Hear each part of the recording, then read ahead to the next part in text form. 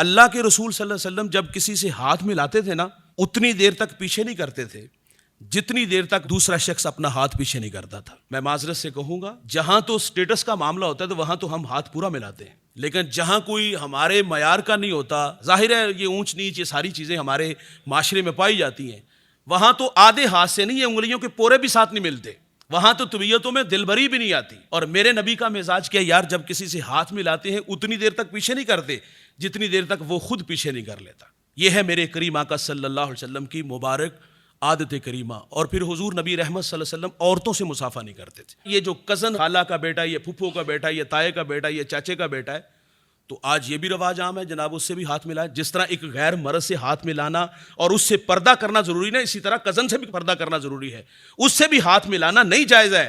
ये है मेरे नबी की सीरत, ये है मेरे नबी का अमल जो अल्लाह के रसूल सल्लल्लाहु अलैहि वसल्लम ने हमारे सामने रखा।